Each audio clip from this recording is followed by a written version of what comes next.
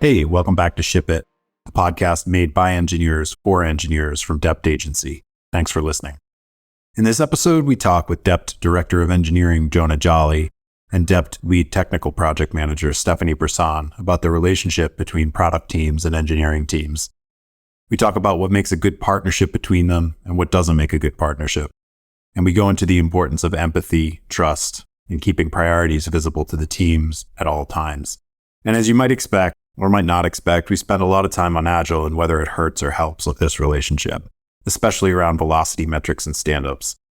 As usual, we end it with our favorite picks. So on with the show. Welcome to Ship It. Today we are talking about breaking down silos between product and engineering teams. So many of us in the software industry have, whether you're on a product team or a business owner of a product, or you're on an engineering team, you've felt the struggle between what a product team or a business team wants and what an engineering team can deliver. And it can cause a lot of consternation. You often find that there are some really well-oiled teams. And today we want to talk with a couple of our guests here from Dept about this and how we can aim towards having all of our teams be well-oiled machines and break down those silos between product and engineering. I'm going to let them introduce themselves. We have Jonah and Stephanie. So Jonah, you want to introduce yourself? I'm Jonah, and I'm a director of engineering for Dept based out of Denver.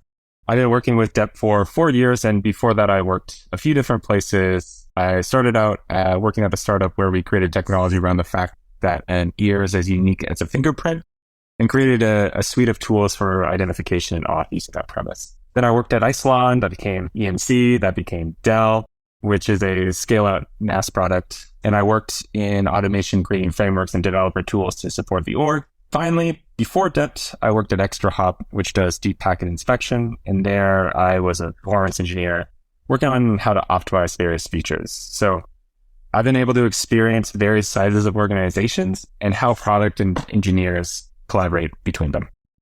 And Stephanie, do you want to introduce yourself? Thanks for having me, Matt. I'm Stephanie Brisson. I am one of the lead technical project managers here at Dept. And I've worked with countless engineering teams at this point with various roles, such as Agile coaching or being a Scrum Master, to what I do today with the technical project management. So I've been in product company environments to the consulting work I do now and have done a lot of process evaluation and improvement implementation and things like that, from existing teams to greenfield teams and greenfield projects. So great to be here. We got good representation from both sides here, so let's have a good discussion. And I suppose I should introduce myself too. I'm Matt Merrill.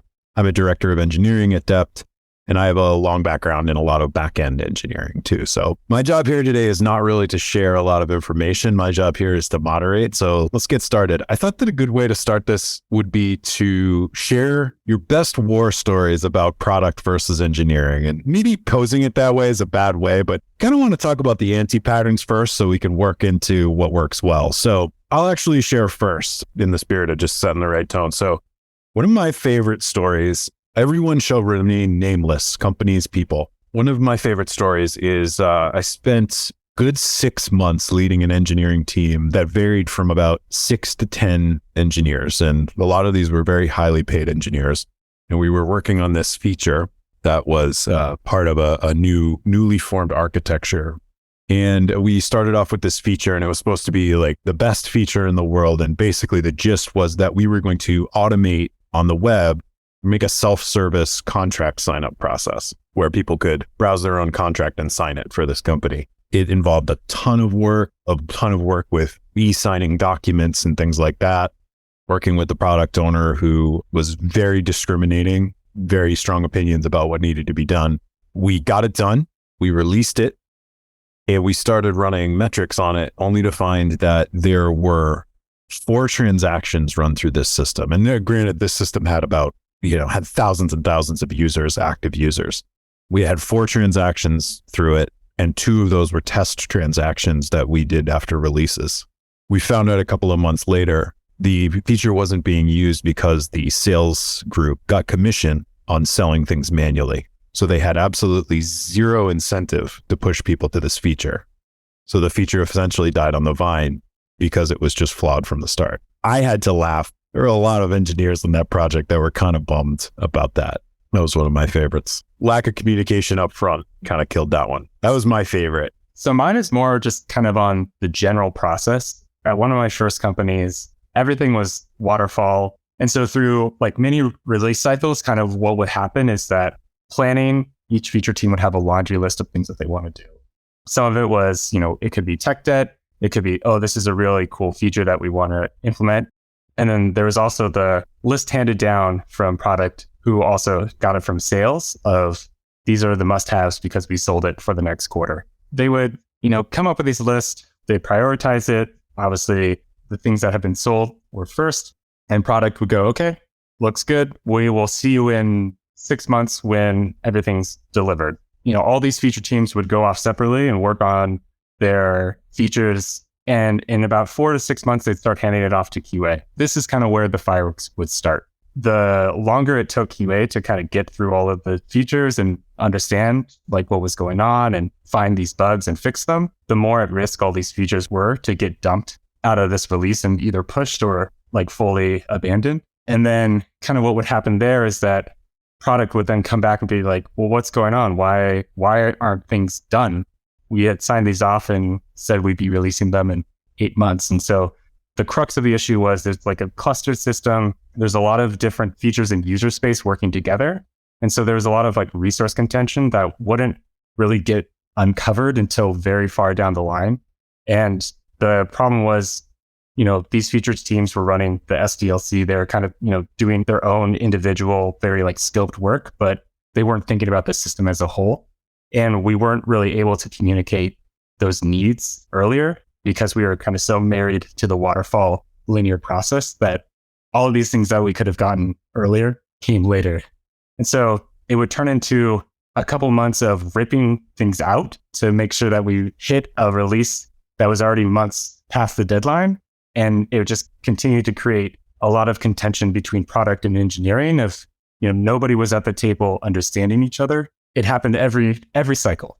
If you could see my face on this podcast, you'd see me wincing. It really led to like a lot of engineering teams were disheartened because they had a lot of really exciting, cool features that they wanted to get in.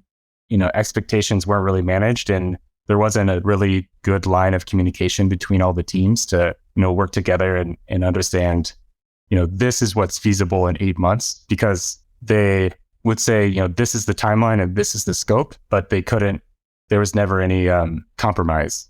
Thanks for sharing that. We'll give the therapy pillow. So we're passing the therapy pillow around. Stephanie, would you like to go next? Okay, so my story is it's the absolute first project I was ever on in the business. I was a business analyst and the project was tiny, right? It was just like, I think we were redesigning like some patient intake forms or something like that for like a dental finance company or something like that. I set up all my ceremonies. I had, we had our stand up, we had our sprint reviews, we had our planning, all that good stuff. The end of the first sprint came along and, we didn't really get much done. Okay, maybe we're just having a hard time like getting set up and stuff. Sometimes that happens, right? So the next sprint goes along and it's sprint 2 and we're in the review with the client. And again, we really don't have any progress to show. And then, so we go into the 4th sprint and every time we're meeting with this client, we had nothing to show for it. It was just like this massive backlog and the developers being like, yeah, we're working on it. And, we just need to do this. And I don't know what took the client so long. Like eventually they were like, all right, guys, we're pulling the plug on this. And I remember I was so humiliated because I really took like full responsibility for that project just not working out. I mean, it was my first one. I was like, oh my gosh, maybe I'm not meant to be in the industry. I mean, it made me reflect a lot on what the actual role of someone who's in charge of product is versus being the actual technical implementer of the work. So while it was a hard way to start, I think it was actually a good way to start. I mean, I definitely, tripped and fell at the starting line. But at the same time, there's a lot to learn from it. So I'm excited to talk about all that. Yeah, what doesn't kill you makes you stronger. Sometimes it's really important to learn what not to do. I could share a lot of embarrassing stories about the beginning of my career too, but What do we think we learned from like these stories? Like, I'm particularly curious about things like over the courses of your careers in engineering and project management. Like, what are the lessons learned? And particularly, like, are there things that makes the bad teams bad and the good teams good? And what are those things? So, Stephanie, if you want to keep going with that. I think for me, it started with this fear of not sounding like I knew what I was talking about. I knew that things weren't working. I knew that we weren't seeing results, but I wasn't exactly sure how to follow up and figure out what the problem was. And while there's all these things in terms of product where you need to have like roadmaps and timelines and things like that, there's a whole nother part of our job that requires us to really understand what it's like to be the people implementing, the people that are actually doing the work.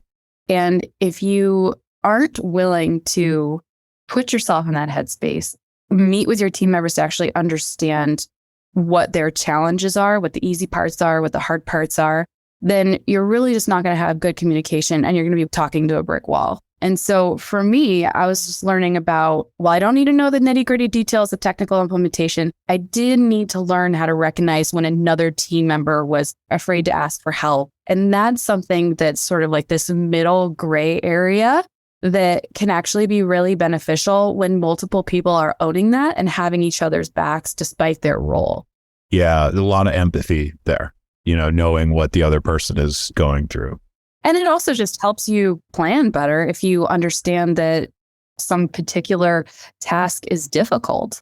Ideally, I've learned that developers are often very optimistic in what they think that they can get done. And, I think that's part of where some of the contention goes. But you start to learn like who knows what they're talking about and who may just need more time to get more context and things like that.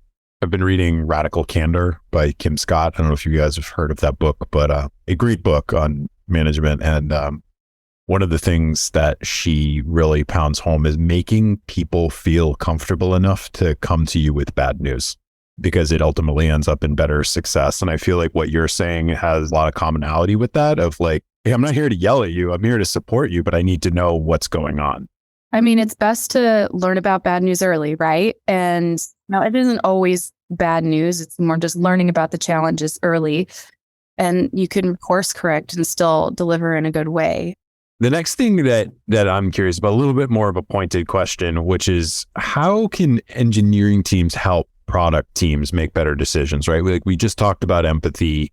I think that if product and engineering are working well together, they want to help each other make better decisions. So I'm curious about that direction of like, how can engineering teams help product teams make better decisions? The biggest thing that we can do to help product teams as engineers is be present with them when they're first planning and making these decisions. A lot of times tension kind of arises when product just hands off these requirements and says, go build it. You have X amount of time. And I think, the way that we can really help product make informed decisions about, this is the level of effort, this is, what it's going to take, and this is the time it will take, is being there with them when they're first kind of scoping out that initial level of effort, bringing up the different issues that we see that may arise. One of the things that we have that's to the benefit of, a product being built is that we have a lot of context around what it takes to get something to where it needs to be. And if we don't share that and help product teams learn about that effort, it makes it really hard for them to make a decision that we would also be okay with. I've had really productive calls and really not productive calls. And the ones that are the most meaningful is when engineers come prepared to explain somewhere between like layman's terms and the technical realm of things. People who are willing to just sort of walk the line a little bit and say, okay, this is the feature that you want. This is how we think that we would do it. This is the idea. These are the pieces that we don't know enough information about at this point. So when you're able to say, I don't know enough about this particular tool or the database setup or whatever, those little pieces of information are things that we can take into account so that we're thinking about things in terms of timeline and also just like who is the best team member to take on a particular feature or what have you. So I would say actually taking those meetings seriously when you have either refinement happening, they can be so exhausting. And it can actually be a really fun exercise. Got somebody saying, okay, how would we do this? How do we do this? That can start a really great conversation, and people can call each other out and be like, no, don't do it this way. It would be way faster if we do it this way. And actually increases everybody's ownership. And it also creates an environment where the developers know what the other developers are working on, and product knows what the developer is working on. And it just results in a lot more transparency, especially when, all of us want less meetings and things like that. Okay, how about the flip side of this coin? Like, how can product teams help engineers move faster and make better decisions? These features and these products get prioritized for reasons, right? And so a lot of times it's good for engineers to understand who is making decisions and why. So that is information that product owners and managers really do need to convey to their development teams. Because I can see how it would be really frustrating. You do all this work on this feature and it's not really what a stakeholder wanted or was excited about. And you do your presentation or a demo or whatever, and it just falls flat. That would be a bummer, And so I think it's important to, be communicating what factors in the equation are leading your decision making. Oh, if we get this feature out, we can start selling it and have more revenue faster, giving us more time to make these other features that are cool. They just don't affect the bottom line as much, but they make us more competitive compared to our competitors or things like that. I think it's really something product managers and product owners should take seriously. And the reason that you make decisions could change as the project goes on. And so it just goes back to that age-old communication and communicating correctly. And honestly, repeating the priorities on a regular basis builds the team's confidence on what should I be working on right now. I love that. And I've used that tactic myself of just keep the priorities up, review them every day. And if they shift, let people know. And why they shift. And this is not being prioritized because we need approval on a design or something like that, or we're missing this kind of information. So Jonah, how does that resonate with you? I love that. One of the things about a highly functioning team is, that shared vision. I think back to my younger self developer days of when something would be deprioritized and I wouldn't know why. And I would be like, well, this is dumb. I don't want to work on this new thing. Why did we switch? I spent so much time thinking about this. And then the other kind of idea of a lot of times engineers like to pride themselves in the efficiency of how they get through this feature or develop. And so having a wrench kind of put into that process can be a little shocking. At the same time, we want to be a part of those decisions, and having a better idea of the why really helps us kind of see everything from a 5,000 foot view, not quite 10,000, but have a little bit more agency in the view of the company and the strategy. And when we better understand the decisions, it makes it a lot easier to kind of work with the team to make that next feature delivered that was prioritized. When you said, I put time into thinking about this and I worked on this. And a lot of us really take pride in the time that we put into something, and if something gets deprioritized, it's hard to not take that personally, on some level. We do have to let things roll off our backs, but we also have to be thinking about you're taking somebody's work and saying it's not the priority right now. That should be delivered in a clear reasoning way. It's not, oh, we just don't like you. So, and it's definitely, having that view into kind of the greater strategy of the company, I think really helps set the context for engineers working on a product and kind of understanding the greater vision. We don't have to necessarily be a part of that greater vision. That's not really in our responsibilities, but just being aware of it and knowing that we're supporting the company by kind of the work that is being passed down to us really makes it really a lot easier to kind of stomach those changes and work with the team and react to it in a positive way. If there wasn't that transparency you don't have that kind of shared trust of like, well, this is what happened. Sorry, we have to reprioritize. It makes it a lot harder to continue working as a team together because it erodes a little bit of trust that our team is being looked out for and we're being able to work on the things that we want to work on. Especially when you're actually demonstrating the work that you've completed. If you're going into a demo and you're in front of stakeholders and decision makers and things like that, I mean, ideally you want it to feel as low stakes as possible. And if you feel like, your product owner has your back and is going to answer the questions that, come from whomever, that certainly builds that trust as well. You just want to keep demos flowing smoothly, right? And, have it be a positive experience for everybody. So, yeah, I love the idea of agency and curiosity. I mean, everybody wants agency, right? Like, despite if you're in software or whatever, if you're just being handed tasks to do without any idea why, like, that's pretty much the definition of a miserable job, right? So, like, the more agency you have, one of my things that I've learned throughout my career is like, engineers are so good at proposing alternatives that other people hadn't thought of because they're put into a technical box. You come up with some really interesting things when you have that dialogue. So what would you say the most misunderstood thing about product teams there is by engineers? Then how can we help clear that up?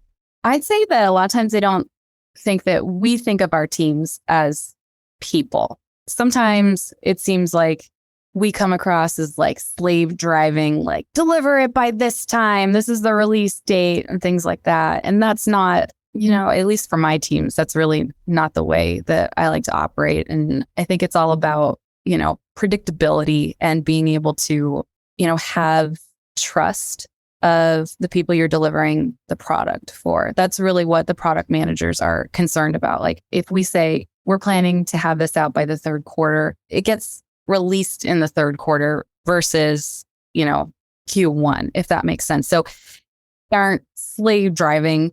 It's more of like, help us be reliable. And so that you can take time off, you can definitely, go on vacation with your family, things like that. You aren't like fully obsessed with like, don't take time off. We need to like, this is the timeline that I was thinking of. It's more about like, not necessarily missing the deadlines or what the deadlines are. It's just having what we say, the people that care, having that be real. You know what I mean? And so there's some level of like filtering that's happening from information from the developers. We take it, okay, maybe we add a little bit of extra time. When we say something, it's meaningful and can be trusted. That particular instance of adding a little bit of extra time, like I've talked to developers who think that as product mistrusting development. And I look at it as like, no, they're looking to cover your butt. So what I've always thought is generally what I've noticed when developers are pointing a story or estimating effort, that a lot of times they're thinking like, well, what should this be done in? This should not take me 3 weeks. And if it takes me 3 weeks, I mean, why am I even here? I really do think that a lot of times developers, they care, they're in front of their colleagues. They want to be respected. And I totally get that. And so a lot of times they'll say something is less effort than it actually is. So, there's some tricks about that. There definitely is an element of peer pressure to it. And I have felt it. How about, Jonah, the most misunderstood thing about engineering teams by product teams? Jonah's got a big smile on his face.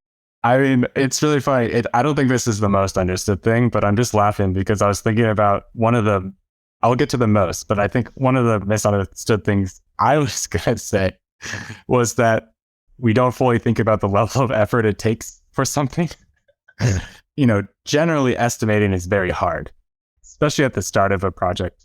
And in consulting, if it's not greenfield, we have to come up to domain level expertise, like very quickly in an environment where you would usually have months to do it and we have weeks. In that case, we're pretty bad at estimating. I feel like generally we think we try and think deeply about like what it would take to get there. And maybe we don't necessarily estimate the steps that well, but I think we do try and spend a lot of time thinking about that before we come up with the estimation. Maybe that's just like, as an engineer, I will hold that dearly forever. I think about it, I know whether it's wildly incorrect or not, I don't know. But one of the most misunderstood things is just kind of the way of working. A lot of devs, we really like long blocks of time for that deep work to really kind of noodle and sink our teeth into a problem and work on a feature or a ticket or whatever it might be. But on the other side of that, we want to be collaborative and we want to like communicate and, be available for our team. And so I think we struggle a lot of times with balancing that with getting work done. And so like how it comes off of, we're like, well, we need to protect our time to be efficient and get work done. But then what that comes off as is kind of adversarial to, like, Stephanie, you were talking about your misunderstood thing and, kind of boils down to the optics of the project of, we need predictability. We need to have these touch points. We need to be able to communicate effectively how long it's going to take. And to do that, we need to talk with the engineers. And so like, I think for us, for the engineering side, it's like, well, I need to not have all these meetings because I need to do work. I want to be available and let you know as much as I can of like the information that you need. And so, it comes from a place of we want to be efficient and do the best work we can as fast as we can. But then for a product owner or a product manager, it looks like, oh, they get mad at me when I put meetings on their calendar or I ask them questions. And I don't think it's necessarily coming from that kind of intent. That's a really good one. I want to know from you two is there such thing as a good stand-up? I've had them be very meaningful for me. And I know that I bother team members less when I have a meaningful one. I think at a certain point, I was very against stand-ups. I think as I've continued to be in engineering, I see there's a lot of value to them. I think the biggest thing is really coming to that contract with your team of like, this is what it's for. At the same time, like it could be the only touch point two developers have to really like talk about a problem if they're not collaborating, and being able to kind of noodle on a problem where a stand-up is 15 minutes and like, oh, it's 15 minutes and then like take it off, like sidebar it. I think in a lot of ways, I've always seen as like, well, we're doing this for like stand-up. I know what all my teammates are working on, especially in like a smaller group setting. And then when I want to talk to somebody about a problem I'm having or like ask somebody, I need this, like what will it take? And that gets sidebarred, or that for me was like a pretty big detractor to like communicating with my team. Whereas like we have the space to talk about our blockers, yet it's getting pushed off to another time. That was like kind of hard for me to reconcile. I've run a team as like a product owner and been on teams as an engineer and run engineering teams as a team lead. The only thing I can come up with is like, I hate stand-ups, but the only thing worse than having stand-ups is not having stand-ups. Is there a good way to run them? I don't know. I know that not having them creates a lot of problems, unless you have like 2 or 3 people on a team. If you have 2 or 3 people on a team, you can get past it. But beyond that, I feel like maybe there's something to the like, we're all in this misery together, so let's enjoy it. I was on a team. The project started up about, probably 30 to 40 days before lockdown for March 2020. And the project ended up going for a couple years. In the end, if we canceled stand-up, like people were bummed. I'm not saying that like the world needs to be locked down in order for stand-ups to be mean. Like, all we need is a pandemic and Agile will work. One thing that I would say is that on Wednesdays, we had a person that was responsible for, we called it the stand-up question. And it was just a small question where people share something like slightly personal, but not so close to the chest, if that makes sense. It's like, are you a cat person or a dog person? How many languages do you speak? Or, something like that. And over time, we all just got to know each other as friends. And so it was small and it was definitely built over time. And it was only once a week.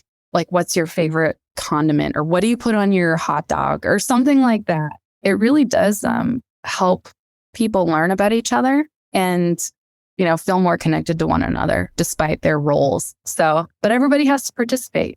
I would imagine there's a certain amount of people who don't want to do that type of thing, but I think most people would. On one of my past teams, we would do something very, very similar to that at the beginning of retros. we would use the answer, like the alphabetical answer, to determine what order you went in the retro, which was fun too. See, I've only done retros anonymously. Which is probably the right way to go. Yeah. What ways does Agile help engineering and product teams work together, and what ways doesn't it? I love Agile. I really believe in it, but I do feel like almost everybody has been exposed to some bastardized version of Scrum in some way or another that has just scarred them in some way or another. It's helpful in the sense that it maintains flexibility, but I think it's important to understand what it's not. And it's, when you have a timeline of when we are delivering this by this date, that's not as agile thinking. It's more of a waterfall thinking. And we have a tendency to kind of be stuck between that, especially at a consulting agency, right? Because, a client hires us and says, okay, are you going to get this done in this engagement, or we have to get it done within an engagement? So it's always like this push-pull between like a waterfall state of mind and an agile state of mind. In a lot of ways, it doesn't work, or it gives false promises, because kind of the idea is like, we can iterate on this like chunk of this feature, we can give it to the customer, we can get a bunch of feedback, and we can like work on it and iterate on that. And I think generally like nothing is that small of scope to really like do that. Usually when we're talking about a product or a feature, there's a lot of work that has to go into enabling all those features. And so at like kind of the macro level of like time it takes to get a certain feature done, and Agile saying, being like, oh, we can be like flexible and iterative, and we can be infinitely flexible to whatever the customer's needs are or scope creep is, like that makes it hard when everything has a deadline. We can't infinitely iterate on something and not release it. Like we get caught up with that idea of how flexible can we be versus we need to deliver something. This is an interesting one. Let's dig into this, because I'm hearing two very different viewpoints here. And I'm going to make a broad generalization based on my experience, that what I've found, especially in the past, let's say 5 to 10 years.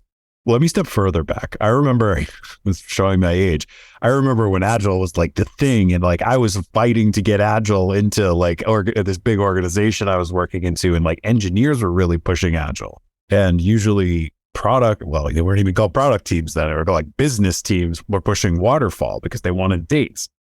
And I found this very interesting reversal where like now I've found, especially in my past client work here at Dept, where it seems like the product teams are the ones all about Agile, and now the engineering teams are kind of against it. Am I making a false observation here? Is that? I've absolutely seen that. I don't want to speak for the engineers, John, but that is definitely a trend that I've seen. It's something more that, the business side is like, oh, we just got to go Agile, or, that'll solve the world's problems. I think from kind of the product, I would concede that I think Agile with the sprints and like the chunk of work getting done, it helps with optics around predictability, which is like a very important thing. Like how do we measure progress, and its velocity? The thing that I always struggle with is, we have a product, we have a feature, we have something to deliver, and we have this much time.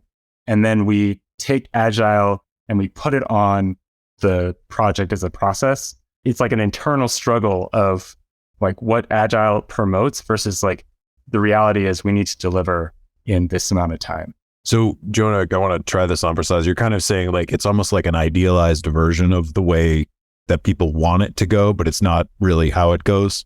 I think that's like a fair summary of that. Agile started as a set of principles. I've heard people say lowercase a Agile, and it's transformed into uppercase A Agile, where it's a set of processes that almost goes against the spirit of what it was originally created to do. And by the way, Stephanie, I've never worked with you, but everything you're saying, you sound like a great product owner. I want to work with you because people that like you that do understand that it's about the lines of communication. It's about trust. It's about having a high functioning team. It's not about the Agile ceremonies. The ceremonies are there as a means to an end. They're not the thing. I've been stuck in a lot of teams, seen this in client work where people are dogmatic about Agile. It's head scratching. I'm just like, how did it get this way? I don't understand. as Stephanie has said, we've all had that person who has scarred us with Agile. She's here to show us there's a better way. Speaking of Agile, and we were talking about dogmatic and, and metrics and things like that, velocity metrics. When are they too much? What do they help? What's the right balance? I don't know how many times every project that I'm on, it's like, okay, what does 1 point mean? Does 1 point equal a day? Like that's where everybody starts. Everybody wants the time. And at least from my perspective is, again, it goes back to that consistency. Like, I don't care what 1 point is. I'm going to notice like the team's trend within a sprint. And one team might get 12 points done. Another team might get 36 points done. That doesn't necessarily mean that one team is actually producing more than the other. It's just that their increment of measure. I don't know if you guys have ever took like chemistry. I assume if you're engineers, you probably had some chemistry lab at some point. But I like to think of points as just like you're calibrating. You're just figuring out like, okay, this team as a whole, not just the specific one person, as a whole, they get this amount of work done. And that helps me be predictable to my stakeholders. I've seen, and I'm curious if Jonah has, I've seen those points go off the rails where people just live and die by them. How do you as a product person, because your view of this makes total sense to me, how do you make sure that that doesn't bleed out and just turn into like, why did Matt's team not deliver as many points last sprint? Like, that's concerning. Like, how do you handle a question like that? I don't believe it's a necessary metric for leadership to know. You don't need to know that this team is at 36 points and this team is at 12. What you need to know is that they're honoring their commitments for the sprint. That is actually a place where the communication should stop, in my opinion, because you don't want that judgment coming from leadership. We're like, man, 12 points again? Like, how do we get them up to 36 points? My opinion is we just need to like relax a little bit about points, understand that they're important for predictability. I definitely would echo a lot of what Stephanie was saying. I think it definitely takes a couple sprints to really understand and create that social contract in a way of we all feel that this is what our points mean to us. And we are still aligning. In the beginning, it can be wildly different. A very small feature could be 2 times as big as like the biggest feature in the backlog. And we just don't quite know until we've done a couple sprints of work and understanding. So I think a lot of times when a team is ramping up, getting situated, starting on a code base, starting to work in the sprint system, we don't have that predictability yet. And that can be concerning. Whereas if we're communicating, like in a couple months, you look at this, we're going to find that true line of velocity that is a lot more predictable. But it takes a while to get there, especially with a new team. I've found that the most useful part of pointing or sizing or whatever is when a team gets in a room and like you're like, okay, we got to do this, and everybody's like, yeah, it's a 2. Okay. The real value comes when somebody goes like, no, that's a 1, and another person goes, that's an 8. That's where the real value happens. It's like, wait, what's the disconnect here? Why does one person, because either one person's completely right, one person's completely wrong, or like there's just a whole bunch of stuff you got to figure out. So Stephanie, I'm going to follow up. So you said hiding points, that's a bad way to put it, but not showing points to stakeholders. I completely agree with you, but you mentioned like honoring your commitments is utmost. So I'm curious what, based on your style, like what do you do when a commitment is missed? When there's a good reason? I like to keep track of a risk log, and I'm constantly adding to it and communicating what risks are. Generally speaking, I would say that when we miss a commitment, it's not a surprise because of the level of commitment. And, sometimes it's just things that we can't control, and owning that, and not being sort of weak and timid and like, oh, we're so sorry we missed this deadline. It's like, look, we found out that we had to do this other thing. We had to do a bunch of changes to the endpoint or whatever. This is our updated schedule based on that information. And this is how this affects our commitments in the future. I mean, that's really all you can do. I love that. I love that, owning it. Don't be apologetic for it. It's just, this is the way it is. And to your earlier point about trust and being able to break bad news is like, if you do have that trust, people are going to tell you about those things. You'll know it early. You can communicate it early and get ahead of it.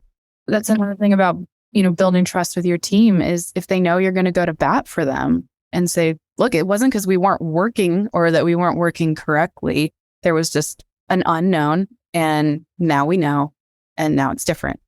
Let's see. What did we learn today? We learned that all the engineers want to work with Stephanie as their product manager. 100%. But I think what was interesting to me is that a lot of this conversation turned to Agile. It had happened more than I thought it would. And I thought that was really interesting and good. All right, let's end it with picks. So what are picks? Picks are just something interesting that you've been obsessing on or jamming on for the past few weeks. Doesn't have to be work related. We always end it on a kind of a fun note for the episode. So I am going to go first. And the thing that I'm going to pick, I just wrote a blog post for the Depth Engineering blog, shameless plug on logging for Node.js. And the thing that I found was a logging framework for Node called Log4j, which has a horrible name because it's similar to Log4j for Java.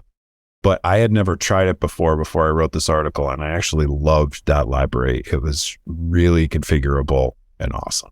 Usually I don't go with a work-related pick, but I did this time. So what do you think of that? Well, it keeps snowing here in Denver, but I am very excited for spring. And so I've been pulling out all of my gardening books, getting ready to looking at my notes from last year of what worked and what didn't in my garden beds and what I can maybe plant this year. And so been trying to optimally draw and figure out the perfect planting spacing for the different vegetables that I want this year. Yeah, so that's what I've been thinking about.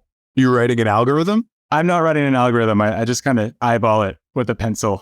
Love that. I am going to have my first real garden this year. So, okay. Well, so I recently bought a house and I am so excited. But anyway, so I'm on the fun projects right now. I have been really into molding work, not actual growing mold, but molded that you see on the walls or crown molding and things like that. And so I actually ended up putting molding along the island in my kitchen. And then in the dining room, did some paneling and molding. And it is coming out so great. I have never done anything like this. And I had to make sure that I had really straight lines. I was I had my ruler out, making sure that, it's 3 inches from the corner of the wall and using my level and all that kind of stuff. I was so proud of myself. So maybe I should take up carpentry.